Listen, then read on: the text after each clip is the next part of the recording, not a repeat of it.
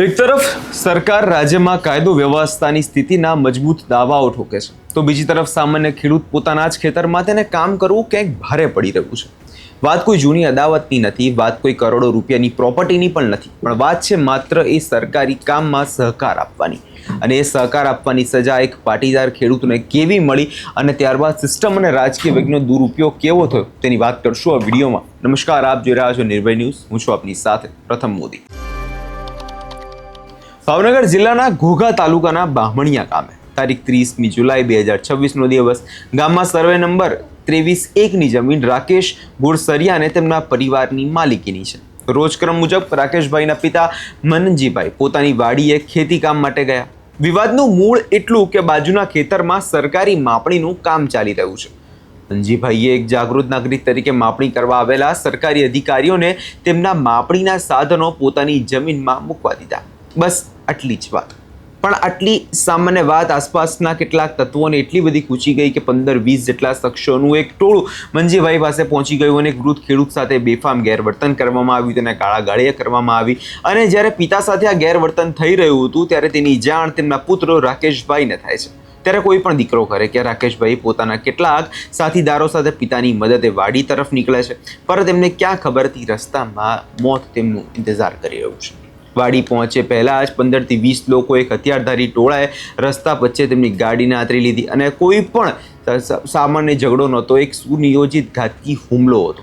જે દ્રશ્યો સર્જાયા તે ઘણા કાયદો વ્યવસ્થાની સ્થિતિને શરમાવે તેવા છે, કેમ કે લાકડીઓ અને ધોકાઓથી ગાડી પર આડેધડ જશે ઘા ઝીકવામાં આવે, ગાડીના કાચ તોડી નાખવામાં આવે, અંદર બેઠેલા રાકેશભાઈ અને તેમના સાથીદારોને નિર્દયતાથી મારવામાં આવ્યો. હુમલાખોરોએ માત્ર અટક્યા નહીં, પરંતુ રાકેશભાઈનો મોબાઈલ ફોન અને તેમની પાસે રહેલા 50,000 રૂપિયા રોકડા પણ લૂંટી લીધા હોવાનો ગંભીર આક્ષેપ કરવામાં આવે છે. આ લોહી લુહાણ હાલતમાં પીડિત પરિવારે જે મતે પોતાનો જીવ બચાવ્યો. હવે આ ઘટનાનો બીજો ભાગ એ આવે છે કે સિસ્ટમનો ખેલ અને હુમલાનો ભોગ બનેલા જે પીડિત પરિવાર છે તે ન્યાયની આશાએ ઘોઘા પોલીસ સ્ટેશન પહોંચે છે. ભારે જહેમત બાદ હુમલાખોરો પૈકી 10ના નામજોગ અન્ય 10 અજાણ્યા શખ્સો વિરુદ્ધ ફરિયાદ નોંધવામાં આવે છે. અને અહીંયા સુધી તો બધું સામાન્ય લાગે કે પોલીસે પોતાનું કામ પણ કર્યું, પોલીસે ફરિયાદ પણ નોંધી.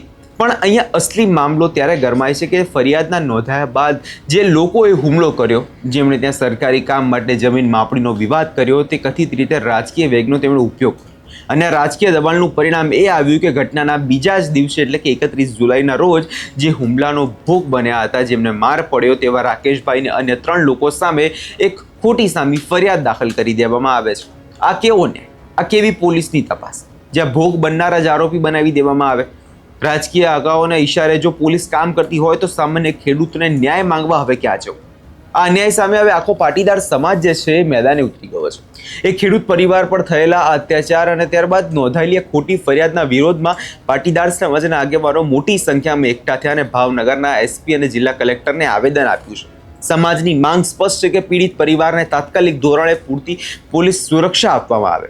સૌ પહેલા નજર કરીએ તે વિડીયો પર અને સાંભળીએ પાટીદાર સમાજના આગેવાનનું શું કહેવું છે. મારું નામ રોહિતભાઈ લીંબાભાઈ જાતાણી, મારું ગામ બુધેલ. મેં એક બામણિયા ગામમાં જમીન લીધી છે, તેના વિવાદમાં મેં એસપી સાહેબને રજૂઆત કરવા માટે આવ્યા હતા.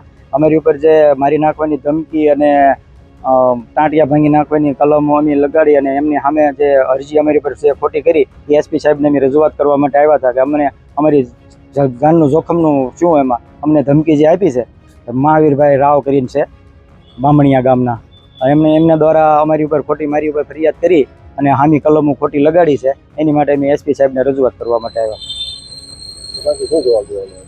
કે જોયો તપાસ કરીશું યોગ્ય અને તમારી રજૂઆતને ધ્યાનમાં લઈશું.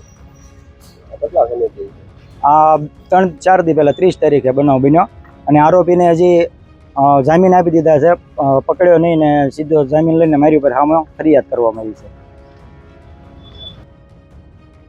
આ આવેદનપત્રમાં માત્ર સ્થાનિક તંત્ર જ નહીં પરંતુ રાજ્યના મુખ્યમંત્રી, નાયબ મુખ્યમંત્રી અને રાજ્યના ડીજીપી સુધી રજૂઆત કરવામાં આવી છે. પીડિત પક્ષની સૌથી મોટી માંગ એ છે કે રાકેશભાઈને અન્ય 3 જે નિર્દોષ લોકો છે તેમના રાજકીય દબાણથી જે ફરિયાદ દાખલ કરવામાં આવી છે તેની નિષ્પક્ષ અધિકારી દ્વારા ઉચ્ચ સ્તરીય તપાસ કરવામાં આવે અને તેમાં પોલીસ દ્વારા સમરી ભરવામાં આવે, એટલે કે તે ફરિયાદના રદ કર્યા બાદ કરવામાં આવે. અને જો કે આ ભારે વિરોધ અને આવેદન બાદ ભાવનગરના એસપી દ્વારા યોગ્ય તપાસ કરી ન્યાય આપવાની ખાતરી આપવામાં આવી છે. પરંતુ અહીંયા સવાલ એ ઊભો થાય છે કે આ ખાતરી જમીન પર ઉતરશે ખરી? એક ખેડૂત કે જે આખો દિવસ કાળી મજૂરી કરીને પોતાનું અને લોકોનું પેટ ભરે છે, તે જ ખેડૂત પોતાની જમીનમાં સરકારી કામમાં સહકાર આપે તેના બદલામાં લાકડીના ફટકા અને ખોટા પોલીસ કેસ તેને મળે છે. આ સિસ્ટમ માટે અત્યારે સૌથી શરમજનક બાબત છે. રાજકીય દબાણ નીચે જો પોલીસ ફરિયાદ લખાતી હોય તો લોકશાહીમાં ક્યાંક ને ક્યાંક ટોળશાહી અને નેતાશાહી સામે જે હારી રહી છે તેવું સ્પષ્ટ દેખાઈ રહ્યું છે. હવે જોવાનું એ રહેશે કે ભાવનગર પોલીસ અને રાજ્યના ગૃહ વિભાગ આ મામલે કેટલી ઝડપી અને નિષ્પક્ષ તપાસ હાથ ધરે છે. શું હર્ષ સંઘવી પાટીદાર સમાજની આ વાત સાંભળશે તે પણ એક મોટો સવાલ છે. આ વિષયમાં તમારો શું અભિપ્રાય છે અમને કમેન્ટ બોક્સમાં ચોક્કસથી જણાવજો અને અમારી ચેનલ નિર્ભય ન્યૂઝને લાઇક, શેર અને સબસ્ક્રાઇબ કરવાનું ભૂલશો નહીં.